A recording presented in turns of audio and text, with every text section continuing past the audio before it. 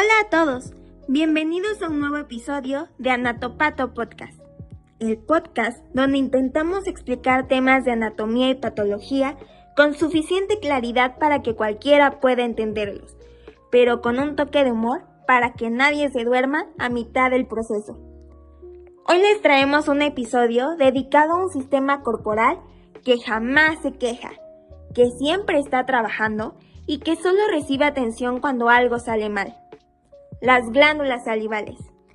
Esas pequeñas fábricas de saliva que te permiten hablar sin sonar como personaje de caricatura deshidratado, comer sin sufrir y sobrevivir a comidas secas y ataques de nervios en exposiciones. Mi nombre es Yami, su anfitriona oficial, la que intenta mantener este barco estable mientras navegamos entre datos científicos. Y conmigo están dos grandes compañeros. Santi, especialista en explicarlo todo sin que parezca que estamos en una conferencia de las 7 de la mañana. Y Manu, quien viene con la misión de aportar, conocimiento sí, pero quien considera que cada explicación merece un comentario cómico. Y la verdad, siempre lo agradecemos. Juntos hablaremos de anatomía, patologías comunes, obstrucciones, tumores, diagnóstico, tratamiento y avances recientes. Pero tranquilos, lo haremos de forma entendible, amable y como siempre, con el toque de humor necesario para que no parezca que están leyendo un capítulo del libro de medicina de 800 páginas. Así que prepárense para apreciar su saliva a un nivel que jamás imaginaron. Comencemos por lo fundamental, la anatomía. Las glándulas salivales mayores son 3 pares. Existen las parótidas, las submandibulares y las sublinguales. Cada una de estas está ubicada estratégicamente para liberar saliva donde hace falta y cuando hace falta. Las parótidas, por ejemplo, son las más grandes y las encargadas de liberar saliva serosa a través del conducto de Stenón, que desemboca en la mucosa bucal. Las submandibulares producen la mayor parte de la saliva en reposo y suelen trabajar más cuando no estamos comiendo. Y las sublinguales producen saliva más mucosa, ideal para mantener la lengua y la mucosa hidratadas. La saliva es una mezcla muy compleja.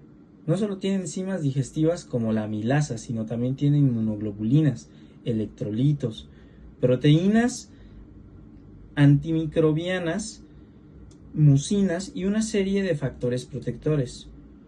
Su producción está regulada por el sistema nervioso autónomo. Por eso salivas más cuando hueles comida deliciosa o cuando estás enfrente de tu platillo favorito. Y se seca la boca cuando estás nervioso, cuando estás ansioso o cuando estás estresado. La fisiología tiene sentido y también tiene sentido del humor. En este caso, las glándulas producen casi alrededor de 1 a 1.5 litros de saliva al día, dependiendo del estado emocional, la dieta y el nivel de hidratación. Y a pesar de ese enorme esfuerzo, pasan desapercibidas para la mayoría de nosotros, hasta que algo sale mal. Yo sigo insistiendo. Producir más de 1 litro de saliva al día debería darte algún tipo de reconocimiento oficial, ¿no? Si yo generara 1,5 litros de algo diariamente, por lo menos pediría una placa, una ceremonia tal vez, incluso un día festivo. Pero las glándulas salivales nunca se quejan. Trabajan en silencio, sin pedir permiso, sin hacer drama, excepto cuando deciden hacerlo, que suelen ser en los peores momentos. ¿Quieres comer algo delicioso? Perfecto, ahí viene el dolor. ¿Quieres hablar en público? Excelente. Aquí tienes una boca que parece hecha de cartón reciclado. Son pequeñas, pero saben cómo llamar tu atención cuando lo necesitan. Algo que me parece fascinante es cómo cambian su comportamiento según el contexto. Si estás relajado, saliva a gusto. Pero si estás en una situación de estrés, tu sistema nervioso simpático les dice, a descansar. Y ahí tienes la boca seca como si hubieras lamido un cactus. La fisiología emocional y la salud bucal están más conectadas de lo que creemos. Hablemos ahora de una de las patologías más frecuentes, la sialadenitis o inflamación de las glándulas salivales.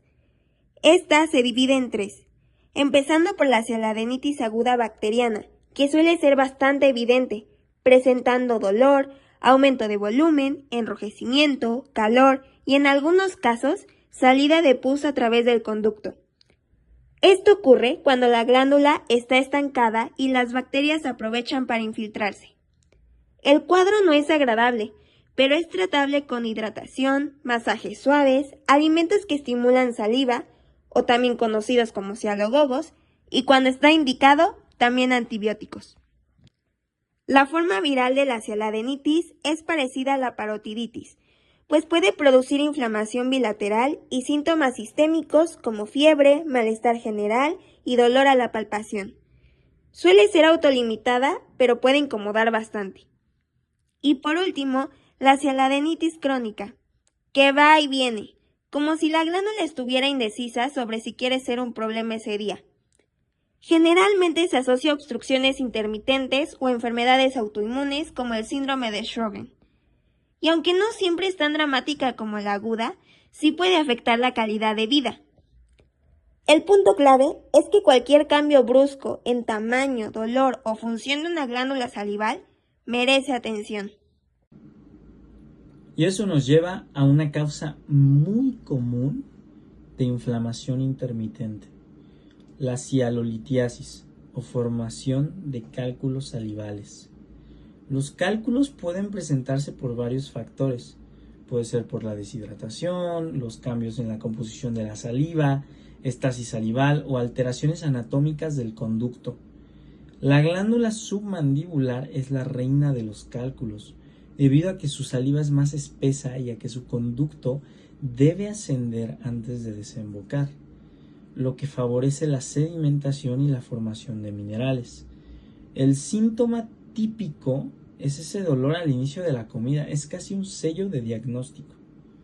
Cuando comienzas a comer, la glándula intenta liberar saliva, pero el conducto está obstruido. Esa presión interna es la que causa ese dolor característico. El tamaño de los cálculos, como hemos podido ver y experimentar algunos de nosotros, varía desde pequeñísimos hasta gigantes, que pueden sorprender incluso hasta los especialistas. La cialendoscopía ha cambiado la historia y permite directamente visualizar el interior del conducto y en muchos casos extraer el cálculo sin necesidad de una cirugía abierta, cosa que es algo sorprendente. Yo sigo pensando que el cuerpo tiene ideas demasiado creativas. ¿Piedras en los riñones? Ok. ¿Piedras en la vesícula? Te la paso. Pero piedras en los conductos salivales es como si la glándula quisiera entrar al negocio de la minería. Y lo más impresionante es que esas piedras deciden molestar justo cuando vas a comer algo delicioso. Y nunca fallan. Nunca verás un cálculo salival que duela mientras comes lechuga. No. Aparece cuando tienes frente a ti un plato que te hace feliz. La cialendoscopía es una maravilla. Imagínate una mini camarita recorriendo un conducto microscópico. Parece tecnología alienígena, pero ahí está, salvando glándulas una a la vez. La primera vez que vi una cialendoscopía pensé, si esta cámara fuera un poco más pequeña, podríamos usarla para encontrar calcetines perdidos en la casa.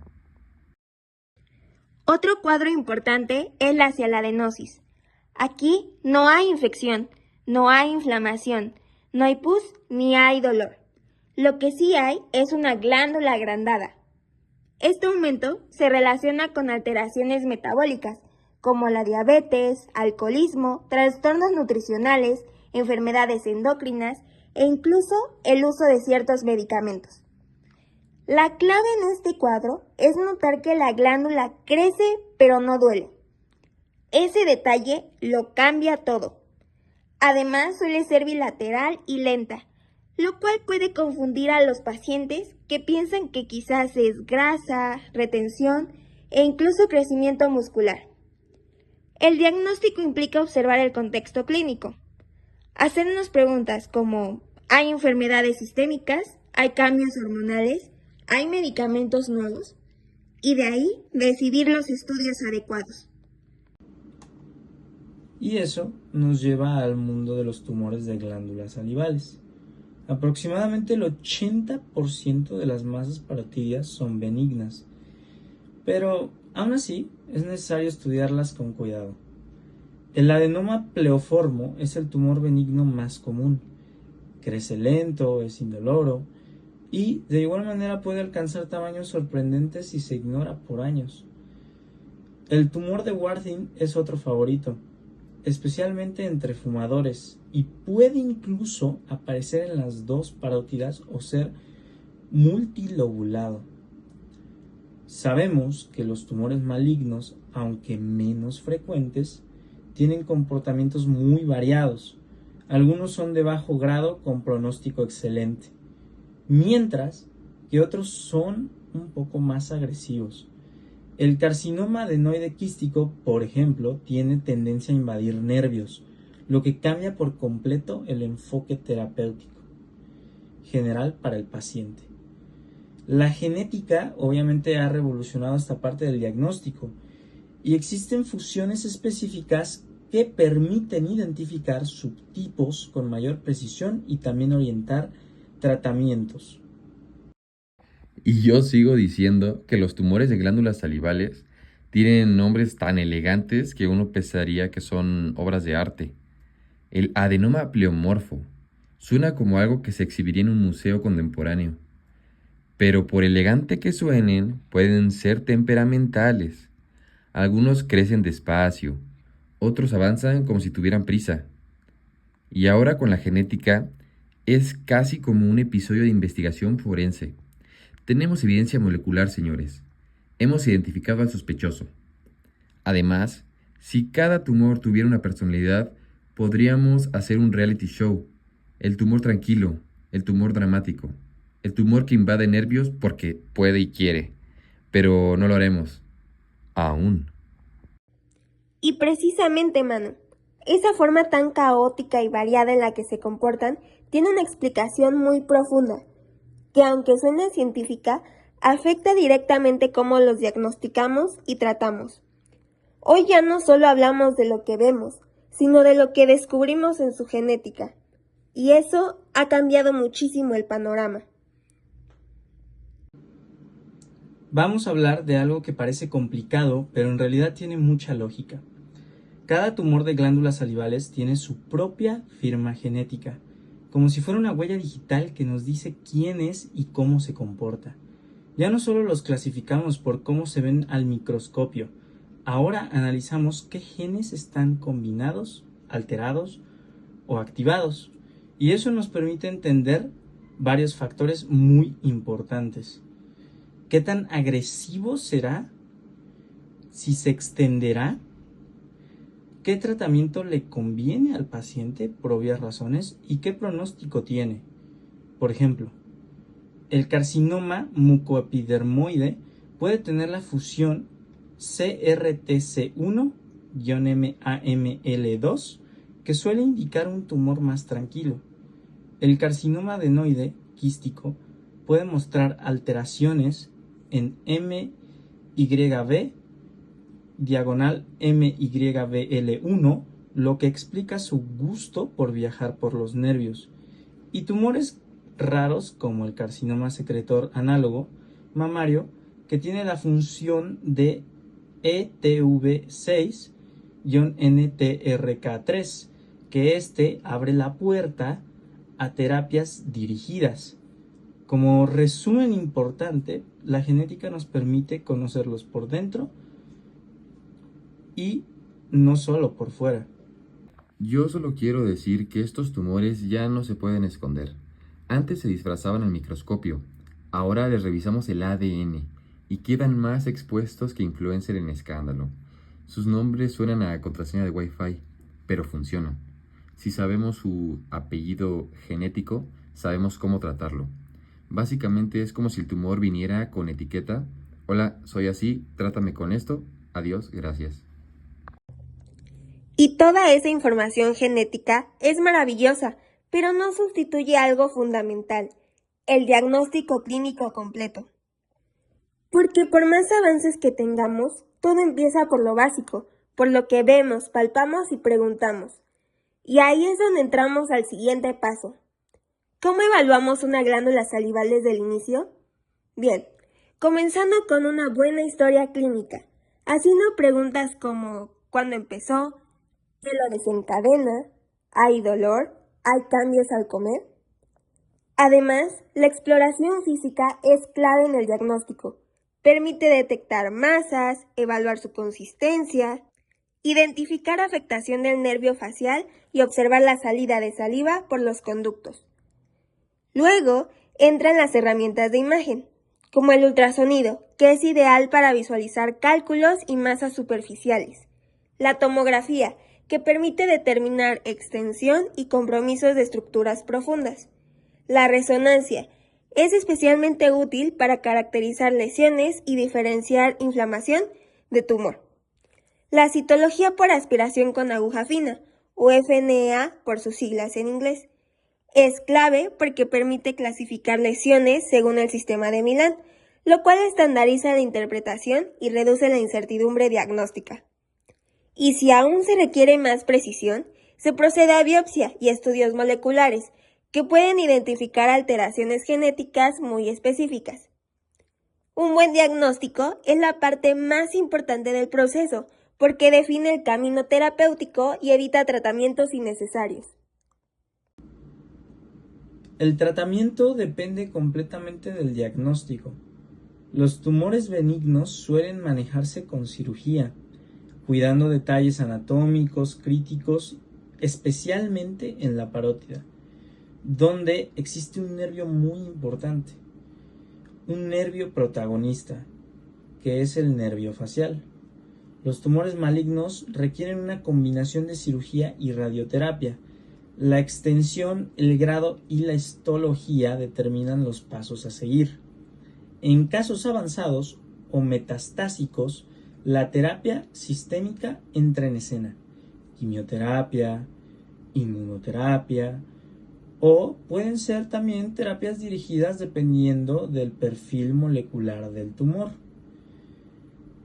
Generalmente estos tratamientos han avanzado enormemente y a día de hoy pues sabemos que la ciencia ha permitido estos grandes avances, por lo que la precisión diagnóstica obviamente permite planear cirugías más seguras y tratamientos más personalizados directamente al paciente para ofrecerle mejores opciones. Siempre el objetivo va a estar en preservar la función, la estética y de igual manera la calidad de vida del paciente. Y claro, no podemos olvidar una de las secuelas más temidas, la serostomía, ¿o no? La boca seca es un verdadero problema. No solo incomoda, afecta el habla, la deglución, el sueño, el gusto y aumenta la probabilidad de caries de forma alarmante. Es como si las glándulas dijeran, ¿querías saliva? No, pues hoy no, ¿cómo la ves? Y esa simple negativa afecta a todo, absolutamente todo en tu vida. Cuando llega la serostomía, la vida cotidiana se vuelve un reto. Hablar se siente como pasar una lija entre tus labios. Comer es casi como un deporte extremo. Y dormir sin despertar con la boca como desierto en temporada alta es un sueño inalcanzable. Y sí, a nivel clínico es un festival de complicaciones.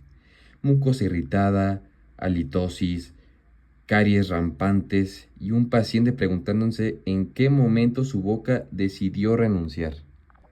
Para su manejo se incluyen métodos como hidratación constante, sustitutos salivales, estimulación con alimentos ácidos o masticables y cuidados dentales rigurosos para evitar que el problema se convierta en una bola de nieve inmensa.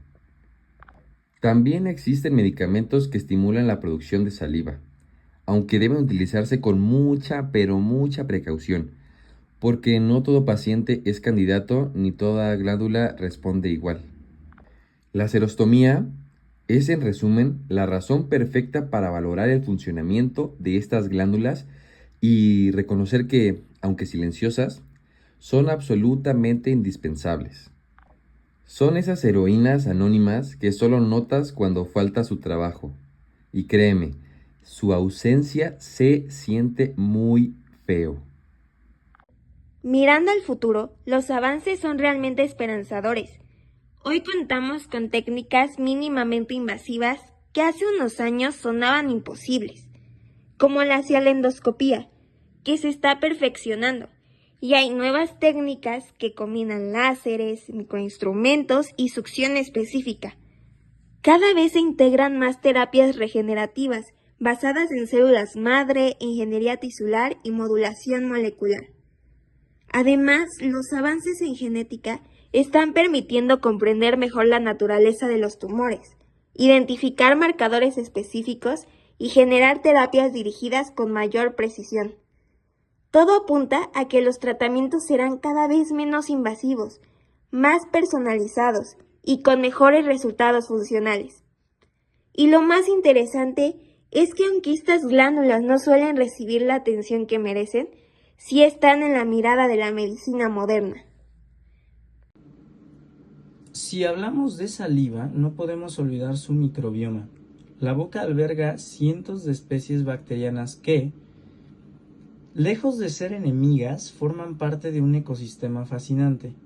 Muchas protegen contra patógenos, otras ayudan a modular el pH, otras pueden participar en procesos digestivos iniciales, y por lo tanto cuando las glándulas fallan y disminuye el flujo, este equilibrio se puede llegar a alterar.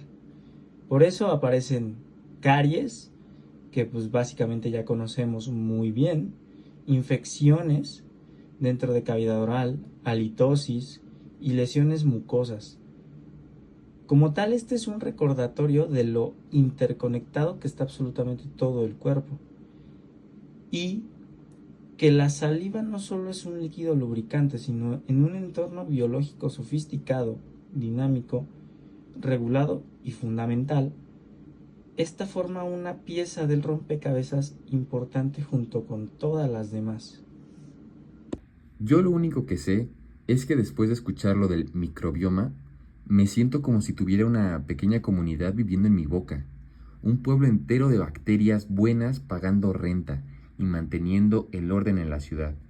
Y claro, si te quedas sin saliva, ese pueblo entra en crisis total. Es como cortarles el suministro de agua. Empiezan los problemas, las peleas por territorios, los villanos, claro. Pero mientras el agua salival siga fluyendo, todo va bien. Así que, moral de la historia, hidratarse es mantener la paz en tu comunidad bucal. Algo que a veces olvidamos y que es muy importante es que las glándulas salivales no viven en un mundo aparte, no están en un rinconcito produciendo saliva porque sí, están profundamente conectadas con el resto del cuerpo y responden a todo. Hábitos, hormonas, enfermedades, estrés, todo. Por eso la saliva es una ventana tan clara del estado de salud general. Por ejemplo, en enfermedades como diabetes, la saliva cambia desde etapas muy tempranas. Los pacientes muchas veces llegan diciendo, mi boca está pegajosa, la saliva me cuesta trabajo moverla, siento la lengua como envuelta en un líquido espeso. Y no es percepción, es una alteración real en proteínas, electrolitos y flujo. Luego están las enfermedades autoinmunes. El clásico es síndrome de Sjögren, como lo habíamos mencionado antes, donde el sistema inmune confunde a las glándulas con un enemigo y las empieza a atacar. Ahí la disminución de saliva es brutal y progresiva, y afecta desde masticar hasta dormir. La gente dice, ni siquiera puedo despegar la lengua del paladar. Y sí, eso pasa, literal. Y ni hablar del estrés crónico. Ese es el villano silencioso que seca la boca sin avisar, y no solo disminuye la saliva, también altera su composición. Así que muchas veces un paciente no necesita análisis para que sepamos que está estresado. Su saliva ya lo está gritando. Y todo esto tiene bases muy bien estudiadas. La saliva funciona como un espejo bioquímico del cuerpo. Cuando hay enfermedad sistémica hay múltiples factores que pueden afectar. Generalmente la IgA salival cae y por obvias razones afecta las defensas locales. El pH se vuelve más ácido o más alcalino según el trastorno. De igual manera pueden aumentar proteínas inflamatorias como IL-6 o TNFA y cambia la actividad enzimática. Pueden existir de igual manera variaciones en electrolitos como el sodio y potasio que se vuelven evidentes y el flujo disminuye o aumenta según la glándula afectada. Y lo más impresionante es que la saliva puede detectar todo eso antes que los análisis de sangre en algunos casos. Por ejemplo, en pacientes con enfermedades renales, la saliva muestra cambios tempranos en urea y creatinina. En pacientes con Parkinson se estudian patrones salivales de proteínas específicas. En infecciones virales, incluyendo COVID, la saliva permite un diagnóstico muchísimo más rápido debido a las cargas virales que son detectables en el momento de este diagnóstico. Y otra cosa importante, las glándulas son muy vulnerables a tratamientos médicos. La radioterapia, por ejemplo, cambia la saliva en cosa de días. Se puede volver más espesa, pegajosa y escasa, porque la glándula pierde la capacidad de secretar la misma. Eso afecta a nutrición, higiene y fonación e incluso el ánimo del paciente. Es uno de los ejemplos secundarios más incapacitantes. A ver, yo quiero recalcar algo. La saliva es básicamente la chismosa del cuerpo, cuenta todo. El cuerpo puede estar intentando fingir estabilidad, pero la saliva dice, no le crean, está mintiendo. Si estás deshidratado, saliva espesa como gel. Si estás estresado, saliva casi inexistente, estilo desierto postapocalíptico. Si estás enfermo, saliva rara, con un pH que parece inventado. Si tu sistema inmune está en revolución, saliva cambia como si tuviera una huelga laboral. Y honestamente, qué bonito que algo tan simple cuente tanto. Y aunque también da risa, porque cuando ves a un paciente con boca seca extrema, hablando como si tuviera un guante invisible en la boca, piensas, pobrecito, y la saliva nomás ahí haciendo berrinche. Pero siendo serios, entender cómo cambia la saliva nos ayuda a diagnosticar antes, tratar mejor y acompañar al paciente de forma más humana. Y eso sí es importante. Y si algún día la saliva se vuelve el diagnóstico número 1 en la medicina, yo solo espero que hagan tubitos más bonitos, así como los frascos de perfume fancy, pero versión recolector salival. La ciencia también puede ser estética, ¿no? Yo sin dudas creo que este episodio deja claro que estas glándulas, aunque pequeñas, tienen un impacto enorme. Sin ellas comer sería difícil, por lo que sabemos, porque la saliva es un factor importante para la formación del bolo alimenticio. Comer sería muy difícil y una tortura casi por las veces que llega a rasparse con mucosas. Hablar sería incómodo, sería rasposo, sería básicamente algo que no querrías hacer de todos los días. Y la salud bucal se vería seriamente comprometida. Por eso siento que entender sus funciones y reconocer señales de alerta pueden evitar complicaciones importantes. Y más si este tipo de padecimientos son diagnosticados previamente. Sí, y espero que después de escuchar todo esto, todos le tengan más cariño a sus glándulas salivales, pues son discretas, eficientes, trabajadoras, pero también dramáticas cuando ellas quieren. Básicamente son como compañeros de equipo en temporada de estrés académico. Así que cuídenselas, hidrátenselas y por favor, eviten hacerlas enojar. Créanos, ellas sí saben cómo vengarse. Porque cuando una glándula salival se molesta, no avisa con diplomacia.